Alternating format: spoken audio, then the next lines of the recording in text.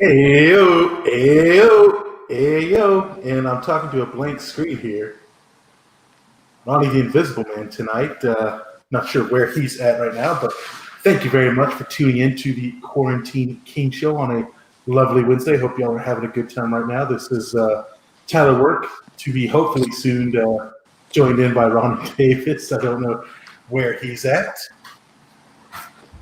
but we will go ahead and keep moving on. Actually, it looks like he may be back in the area. Hey, There he is. there was a whole setup. It didn't work. There's a lot of moving parts. Thank you guys for joining us. He just so you guys know, he wasn't wearing that like 30 seconds ago. Yeah, I had a hat. I had everything. I was gonna, pick it up, but yeah, this was my There hat. you go. Yes, it's ruined. The whole Rude. concept is ruined. Ruined. Thank you guys for joining us, bearing with us. Hopefully, you had a safe in between Monday and now. But the NBA draft is tonight. Thank you again. Let's pull this up on the screen here. I have what I believe is the first 14 picks here. Mm-hmm, So we have the number 1 overall, Anthony Edwards, out of Georgia, going to the Timberwolves. Probably, I don't really disagree with the pick. I think that was a really good pick, and Warriors, dude. I felt like the Warriors when they, I'm not gonna say I planned on guys getting hurt, but when they pretty much mailed in the season, they're gonna get Wiseman. Wiseman, I feel like, is the most NBA viable guy. Like, he is a freak. I saw him in that brief little window when he was playing at Memphis, and this guy has unlimited potential. Like, I cannot even believe how NBA projected this guy could be. So, yes, LaMelo falls down to 3. Oh, he's going to the Hornets. Who cares? Yeah. But so actually, before you go forward, Ronnie, let me ask you, because you've probably seen him more than I have. I've only seen a few highlights.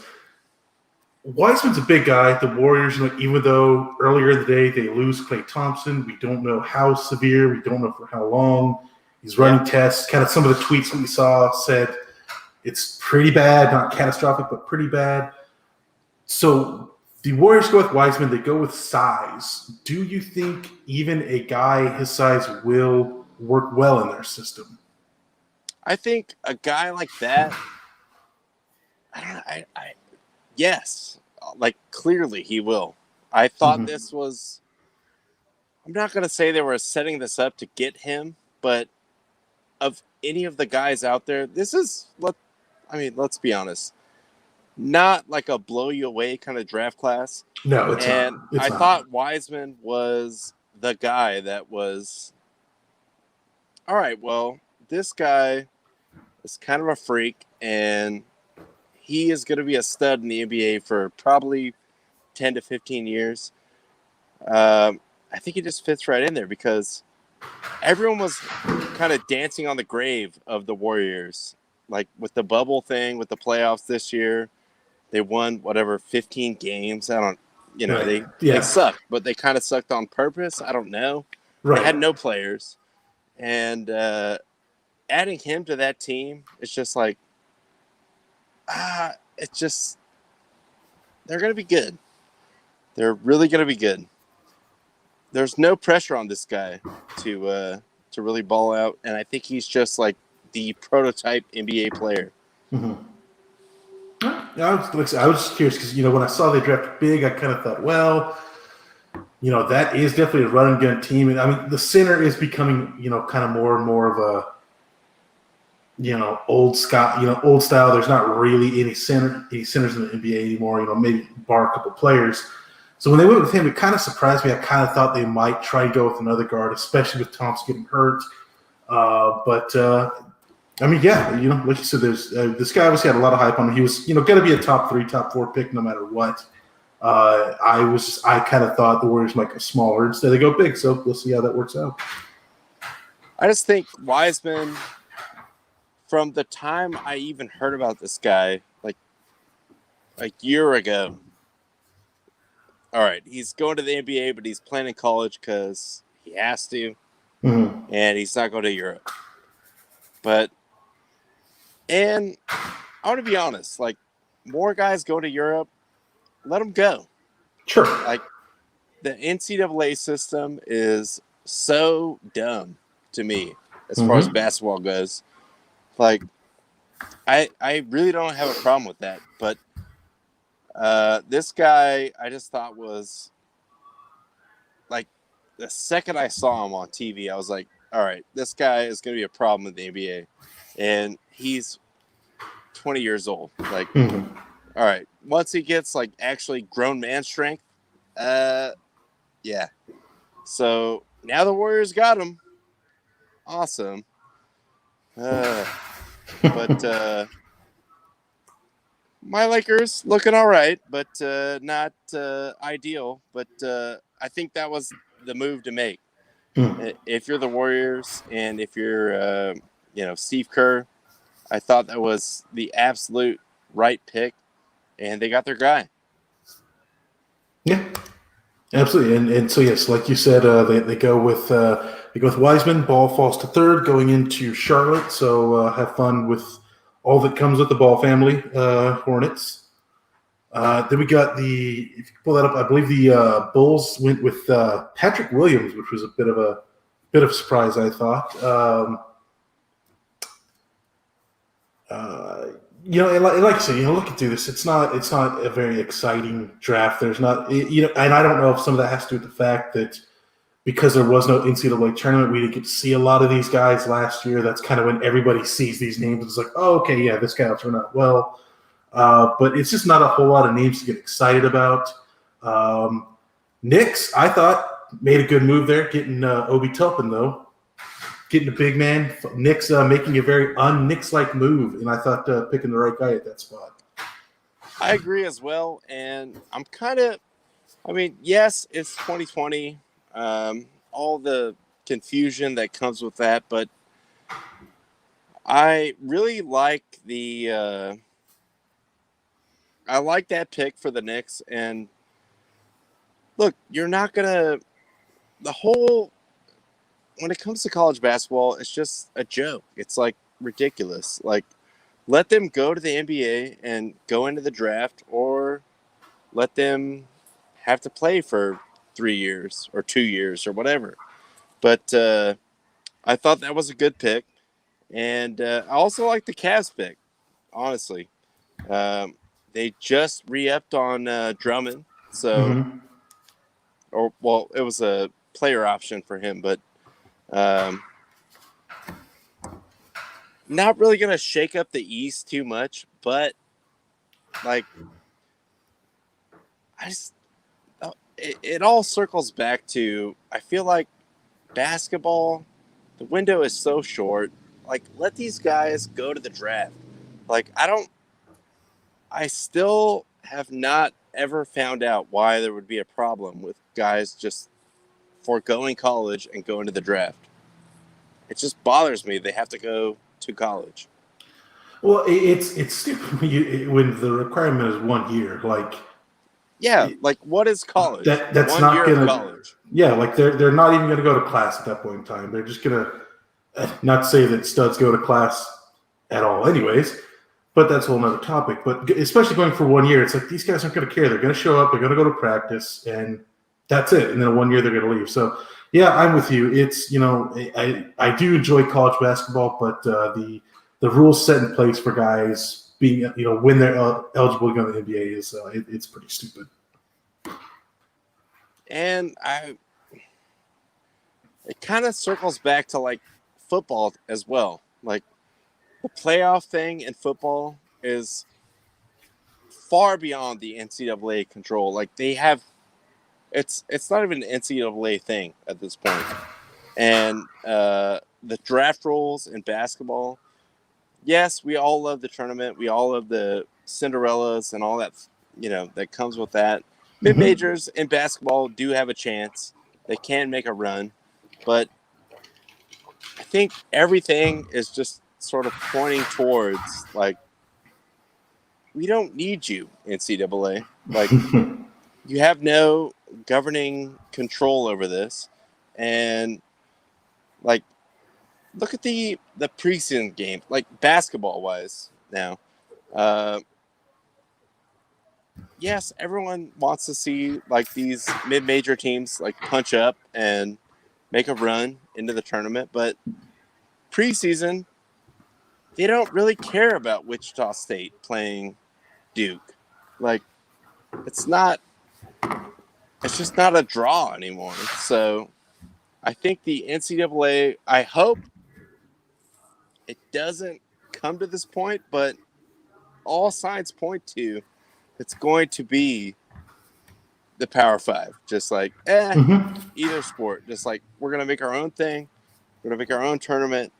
And, you know, we can invite guys in there, but it's pretty much us. Well, let's not kid ourselves. That's what college football has been for a long time now. It's basically been Power Five and like the occasional outsider team. Like, okay, yeah, you're pretty good for 12-0, so we'll throw you a bone and let you play like the third place team from the ACC. Yeah. But going down the draft again, back to the draft here. I was very surprised that Halliburton fell to my Kings. You know, Halliburton was a guy that was projected top 4, top 5 in a lot of drafts. I do have concerns that it's a sign that the Kings may be anticipating for De'Aaron Fox's eventual leave. You know, I know Bogdanovich, that trade is kind of up in limbo right now. Honestly, that he's going to be out of there. That's just the whole thing where, you know, neither team wants the league looking into to trade talks and tampering. So I think Bogdanovich is on the way out. Hield has said he's on the way out, or he wants to go out. He wants to go to Dallas. I don't know if Halliburton can play 2-guard. Maybe he can. He was more of a point guard in college.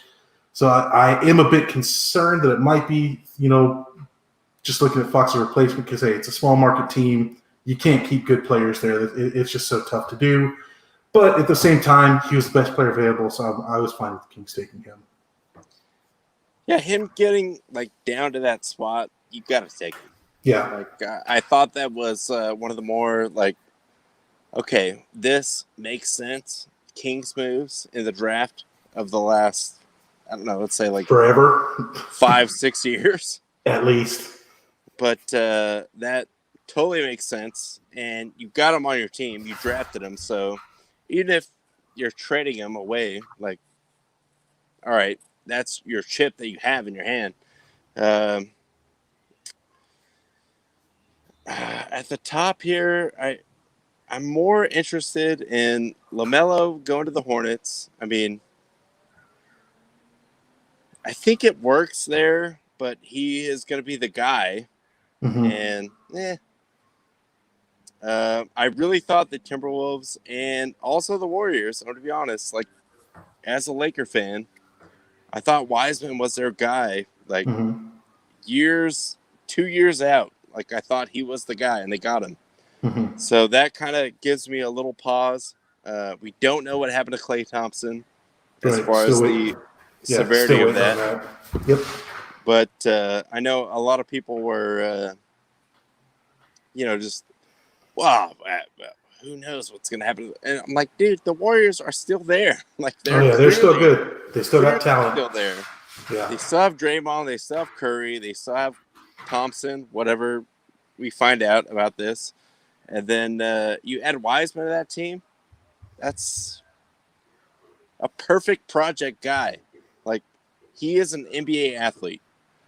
So I always thought that was going to be, not that they were planning to get him, but it just fell into their lap. Like, you have to take that guy. He was such a freak. Yeah. So they seem very content with him. So, actually, I just want to give an update here, Ronnie. I do see your Lakers did make their pick. They took Jaden McDaniels, power forward out of Washington. Well, I believe he's going straight to Oklahoma City. This is true. That's true. Yes, that is a trade pick for Danny Green, who also got immediately traded out to, he's in Philadelphia, I believe. Danny Green, a man without a country. Yeah, unfortunate to stay a bargaining chip. Hey, 3-time NBA champion, Danny Green. It's true. And that's true. He will be missed. Not by me personally, but he is a suitable NBA player. Yeah, there you go. All right. Well, in other news that we have tonight, we do have a bit of a preview for an exciting Thursday night football game tomorrow in the NFL. Very rare that we get to say exciting Thursday night game. That's just kind rare, of throwaway. yes.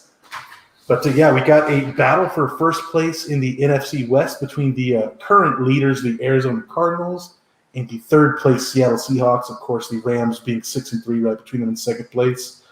Also, kind of a battle of potential MVP candidates. You got, Russell Wilson was the early leader for the first probably 6 weeks of the year. Then the last 3 weeks, he's kind of been a bit of a turnover machine. Lots of fumbles, lots of picks. Just I don't know if he's trying to do too much or what's going on there. Well, I think, it's always been the case this season. And that really put him up in that MVP, he's got it. Like, the team kind of sucks. And this guy is just balling out. Yeah. And now it's like, all right, the team still kind of sucks. And he's coming back to earth. So we saw the going east, the Bills game. We talked about our parlay. And, over the weekend here, just one man cannot do it alone in the NFL. And Kyler Murray, still not exactly, I wouldn't say he's proven, but it's kind of ships in the night. Like, who's going what direction here? Right. Cardinals definitely trending up, and the Seahawks definitely need a win. So 6-3, both of them. And it's nice to have a Thursday night game that kind of means something. Yeah, for sure. Yeah, I mean, you're absolutely right. And Arizona, of course, is going to look to keep the momentum going from the the miraculous Hail Murray play on Sunday. Like I said, Seattle, I think they've lost 3 in a row. I believe they were 6-0 before they went on this losing streak. And of course, all important divisional battle between 2 teams at the top. So you really can't afford any losses at this point in time. So both teams definitely going to be looking for it. And I don't know if Seattle. I don't even think Seattle knows if they're going to have Chris Carson back, which I think that's been part of the problem with their offense as well. Is they don't just have that reliable, like, we can give this guy the ball 20 times running back to kind of open things up a little bit for Russell Wilson. So hopefully they can get Chris Carson back. I'm also saying that as a owner of Chris Carson on multiple fantasy teams. So definitely looking forward to getting him back. Bring Chris Carson back, please. For the love of God. Please, for the love of my fantasy teams, bring Chris Carson back. No, it's always nice to have a Thursday game that actually, all right, this is like a real game. I thought the Packers 49ers game earlier this year, when they put that on the schedule, all right, cool, this is going to be a good game, but then everyone died on the 49ers. So kind of didn't really matter. And you saw the Packers basically just run a train on them. But this is relevant fantasy or, division-wise. So I think this might be maybe the Thursday night game of the week so far, or of the year. Yeah, no, I know what you mean. I mean, yeah, it very well could be. Again, like you said, just because it has obviously division impact. It's got some premier star players, both fantasy-wise and just in real life. Like, hey, these are guys we can market as being potential face of the league guys. So it's definitely a good one to have. Also, in some interesting NFL news that came out earlier this morning that I just found was funny was the Giants, New York Giants.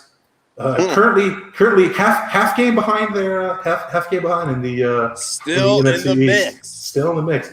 Yes, they fired offensive line coach Mark Colombo after there was some sort of an argument with Coach Joe Judge. You can see in this tweet here from Jason McIntyre, it says that there were punches thrown. Other outlets have said there were no punches thrown. Ronnie and I were kind of talking about this beforehand. Maybe that's true. Maybe it's just the Giants saying, "Hey, like we need to like calm that shit down, like because it's going to look bad if we're saying our coaches were fighting." So we don't know. We may never know. But there's a massive argument about Joe Judge wanting to bring another coach on to help out.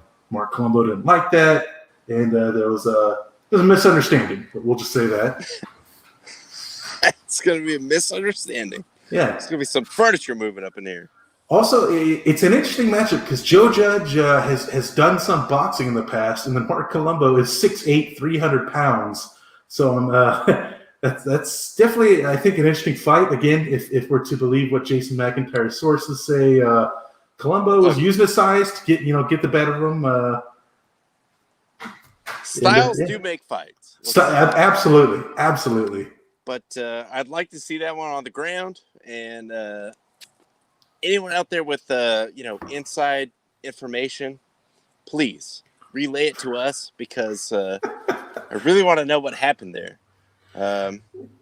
Man, unfortunate, but such is the Giants.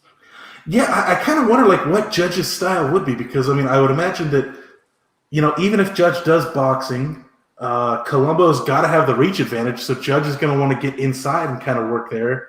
But then Colombo's also huge, so he could just wrap Judge up and take him to the ground. So it's it's kind of really either way at a disadvantage for Joe Judge. So I could see if there was fist thrown that Colombo could easily get the upper hand in either case. Yeah, if it's straight boxing, the mind wanders. Like who knows what happened there. But man, the NFC East just continues. The intrigue never ends. It in the worst way possible, it might be the most interesting division we've had in a long time. Or the best way. Or the best way. I have to say it's definitely the most interesting. Like we talked about the MAC. Yes, we have some MAC games going on tonight. We do. And Tyler already put it out there. Bad football is better than boring football. 100%. And what is going on? Lord only knows what is going on in the NFC East in these locker rooms. I'm here for it. Oh yeah, 100%. And sorry again, Jaime, that you still have to watch these Cowboys games being invested. That they may, in fact, have a chance to win the division. They're still in it. I think they're only a game and a half back from the Eagles. That's what I'm saying. They're still in it, man. Every team in the NFC East, as bad as they are, they're all still in it. So it's you got to imagine, man, that last week of the year, because the last week 17 is always just division versus division opponents.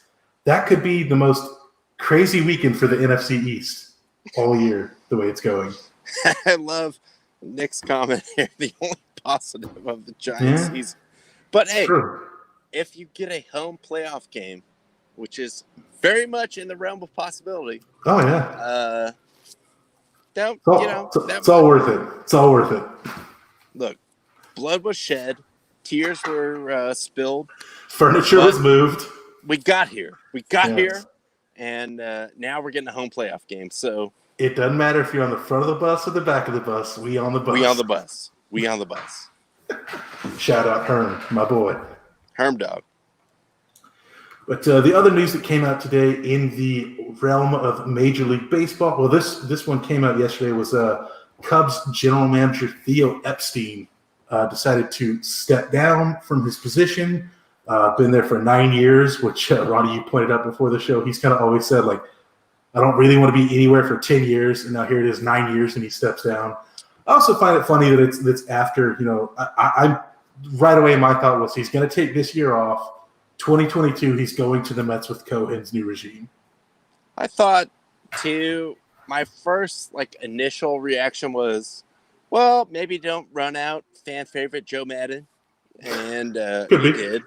Yeah. And you always have this stated, all right, well, no one should be in power for 10 years. Like, that's when you move on or, whatever. He steps down after 9. Mm-hmm. And, look, I'm not going to be sitting here acting like I'm sad that the Cubs have fallen on hard times. True. They haven't. They're still a good team. Yeah. But just kind of, well, let's be honest. Theo Epstein's kind of a douche. And it is what it is. He's gone. So he'll find a home, I'm sure. But a little interesting that he cut his own timeline short 1 year early. Yeah, like I said, just really my immediate thought was just, okay, he's going to go to the Mets. He just doesn't want to make it so obvious. So, yeah, maybe he takes this 1 year off, and I think he's going to be with the Mets and Steve Cohen in 2022. The other thoughts I kind of have are he's kind of known as, as the curse breaker with both the Red Sox and the Cubs. Maybe he goes to Cleveland, breaks their curse. Maybe he goes to the Mariners, breaks their curse. I don't know. That's a tough putt. Look, if he could break the curse with the Mariners, he's a god. He's already a Hall of Famer, but he'll be like a whole nut. Like he'll get his own wing if he can go to the Mariners and break the curse. Oh, the Mariners! I don't know how much money they have to put up, but look, they got some nice young pieces this year, though. They were kind of a fun team. They got pieces, but I'm just saying. I would, I'm good on the Mariners job. Like, They had KGJ, they had A-Rod, they had Randy Johnson, they won 110 games or whatever it was, and got knocked out in the first round. So, it's a little bit of a, yes, it's not a 80-year, 90-year curse. 100-year curse. It's a franchise curse though. It's as long as they've been around. It's kind of it's just like Mariners, you're screwed. Yeah. No, like I said, I'm telling you, look, if he's the curse breaker, I'm putting out the challenge. Go to the Mariners, make it happen. And all power to him in that regard. Yeah. I'm not a Theo Epstein fan, but if he has some kind of magical power to make this happen, hey, who am I to judge? I'm just waiting to get drafted. But also, speaking of, I had mentioned the Mets here. The other big news came out of baseball today was that the second baseman for the Mets, Robinson Cano, once again tested positive for PEDs and now receives a season-long suspension for the 2021 season. How? Yeah. How do you? I can't even believe that. Like, I saw that today and I was like, dude, anything else? Like literally anything else. Just don't be the guy that gets blown up for PED. Or Twice. The mind wanders. I can't even. Wow. Robbie Cano, come on, get it together, bro. Yeah, it's. I mean, who knows if he'll even come back to this? He's a guy that's had quite a long career. I don't have the exact number of years in front of me. He's been around a while, so missing an entire year, I don't know if he'll be able to come back from that. If he does, it'll be a case where if he pops one more time, you get a lifetime ban. So, I mean, you know what? If you do come back, hell, just go for it. What does it matter, right? Go ahead and roid up, come back. If you get popped again, oh well, whatever. Your career's pretty much done anyway. So, but yeah, just it's seeing people get popped once is one thing. You're kind of like, well, that's stupid, but whatever. But yeah, getting popped a second time, that's a tough look. And I think, and I'll offer this up to you, Tyler. Yeah. Obviously, friends of the program, we are both Dodger fans. We are. The fact that Barry Bonds is not in the Hall of Fame is a joke. I mean, yes, I agree. Let's be honest. 100%. Yes, he is an absolute asshole. Yep, no question. And he did steroids. Yep. But everyone was doing steroids at that time. And even before that, He was a Hall of He Famer was like before. one of the best hitters I've ever seen in my life. Yeah, So he should be in. sure. But now we sit here in 2020. How do you get caught again? Like, dude, now they actually test for it. And you blew it. And, like, I don't know. Yeah, I don't know. And again, I don't know if it's just a case of a guy that's been around a long time just kind of feels he needs something extra to stay in the league to keep earning a paycheck. I don't know if it's just a case that he thinks he needs it and the risk is worth the reward. Again, I'm not Robinson Cano. I can't get into that man's mind, but yeah, it just is a case where it's like it's very clear cut rules. You got caught once, you got sat out 50 games, whatever it is. Fine, come back. Now you get hit a second time. It's like, God, man, what are you doing? There's no, like I said, I'm not saying free pass for the steroid guys, but they've been sitting there on the Hall of Fame ballot, passed over. All right, but at some point, like, are we not gonna just address the entire history of baseball? Like, Sure. it was a time that everyone was on steroids, and this guy was still, the best hitter, or Clemens, one of the best pitchers. Sure. Like, they're getting in. Like, yeah, they got to be in. They have to be in. If they don't go in, you just black out like 15 years of baseball. Like, right. Okay, all right, whatever. But yeah, Robbie Cano. Wow. Yeah, to what you're saying about the guys that were the steroid users at the time we didn't have the testing. The best way I've ever heard the Hall of Fame described is people in the Hall of Fame. You should be there if we can't tell the story of baseball without mentioning you in it. You can't tell. How can you? You can't tell the story of baseball without. Look, if you want to, as big of a black eye as it is, whatever, man. It wasn't necessarily against the rules at the time. You got to have Barry Bonds in the Hall of Fame. You got to have Roger Clemens in the Hall of Fame. You got to have A-Rod in the Hall of Fame. Like, you can't tell the story of baseball without those guys. So, I think I'm with you in that one. As much as you and I both hate Barry Bonds, it would also be stupid of us to not say, hey, he's got to be in the Hall of Fame. He has to be there. It's pretty clear cut. Like, yes, like, I obviously hate Barry Bonds. I know baseball writers hate Barry Bonds. He's not a good guy. He's pretty much a dickhead. But yeah, like, this guy owned 10 years of baseball. Like, he was the best player. Like, and everyone was doing the same thing he was doing. And he, at the end, maybe it got a little sideways and it was highly publicized what he was doing. But he's in. Like, yeah. The Baseball Hall of Fame is so annoying to me that it's upsetting. Oh yeah. No, you and I have had many long discussions about how much we hate the baseball writers of America. But all right, well, but we can go off on that all night. We probably shouldn't. All right, Ron, well, that's all I had in my notes, Ronnie. Was there anything else you wanted to get into tonight before we get off the air? I want to give a shout out to what Tyler presented to me. Boom. That is a drip. The only person on my level here.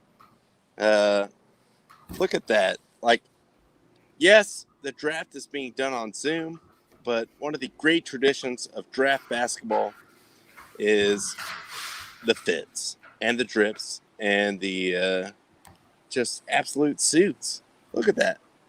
That is clean as hell. That's right. Yeah, current new king Tyrese Halliburton there with the floral pattern suit and the pants. I gotta say, I love the bow tie too. I'm a big fan of the bow tie look. Like when I saw him on the after he got selected and they showed that suit, I was like, oh, Ronnie's gonna love this. I had the same reaction as Charles when he saw Damon Jones at the dunk contest. Please, y'all, please go back to David Jones' coat. We saw the dunk 3 times. Please. I'm sitting there going, please go back to Tyrese Halliburton's coat, y'all. We've seen his highlights. Go back to his coat. Jay Billis could talk all night, but just show the suit for the love of God. Oh man, yeah, he was definitely the suit that it stood out from all. Of course, I only got to see like the first probably 14 or 15 picks, but his suit definitely stood I out the saw most. guys at home with the suits on, but Mhm. this definitely was the one that popped. Like Oh yeah, this was the probably the champion of the night. yeah, for sure. Hey, there we go. That's my guy right there, current king right there. Repping the Yep. Kings. That's right. Probably the best thing the Kings will do all year is drafting that suit. And he's traded. Yeah. Sorry. Well, Sorry to great. tell you. Yeah. He's been traded. Wouldn't even surprise me. But no. I just want to say too, before we get out of here, I know the NBA draft kind of snuck up on everyone, and look, I got my suit on, but little, it's 2020, dude. So we're not going to get the same effect of Amari Stoudemire with his probably three too many buttons. Oh suit, yeah.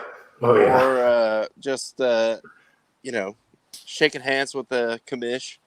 But anyone out there that hates the NBA draft, and this wasn't, super blow you away draft, but No, it wasn't exciting. it's one of the better things we got right now. So sure. I agree. It's this or Maction. All right, pick one. Oh, I'm kind of torn on that one because I do love Maction. And then we get to the weekend. Like, all right, cool, college football, NFL, but I'm not down with it. People that were hating on this draft, like NBA draft, and the weirdness of training camp starts in about 2 weeks. Yep. So yep. Let's go. Yeah, no, you're right. I mean, it's just kind of like the NFL draft. As we really weren't sure what to expect. I think the NBA did a good job with the draft tonight. I did enjoy the presentation. It was nice that the players still dressed up. I see, again, you got dressed up. I kind of figured players might look like me, just in like a T-shirt and some basketball shorts. But players, even though they were home, they still dressed up. Still a good presentation. We didn't get fans to go out there and boo the Knicks pick, even though they did a great job. I think Knicks fans would have still booed, even though the Knicks made the right pick at the time. I thought they did as well. They did. And like when we go back to the beginning of this COVID time that we're still very much living in, the NFL draft even was kind of like a beacon of like, oh, this is like a normal thing that's happening. Yeah. Yep. So I was down for the NBA draft. Yep. I knew it was going to be today. It doesn't help that they just finalized like the actual start date of the season maybe a week ago. Yeah. But enjoy what you got. Like, these are kind of marquee events that we still can have in this time. And shout out to everyone that got suited and booted. But I was kind of hoping for a guy just at home in a T-shirt and sweatpants. Like, oh, cool. just eating like a bag of Cheetos. Just like, oh, shit, I got drafted. Guess I'm going to the Nuggets. Going to the Wizards. All right, I guess. No, that was well said, though. Again, definitely appreciate any sort of, especially during the week, any sort of sporting content we can get. I'm here for it. Yes, help us out. Look, that's right. We're begging you. Please, God. We're here. We're trying to make this show entertaining. That's right. But thank you guys again for tuning in. Sorry that my hat topper fell off. But I did get suited. You did. And looks nice. We will get back with you guys on Friday. Love you guys. Yeah, thank you guys so much for tuning in. Again, we will be back here Friday talking more NFL, NCAA. We got a UFC card with 2 title fights. Forgot about that. We'll go into that a little bit on Friday. But thank you guys so much for tuning in. We love you. You know the drill. Keep the fire. Keep the fire. Where'd it go? Oh, no. At the buzzer, it's good!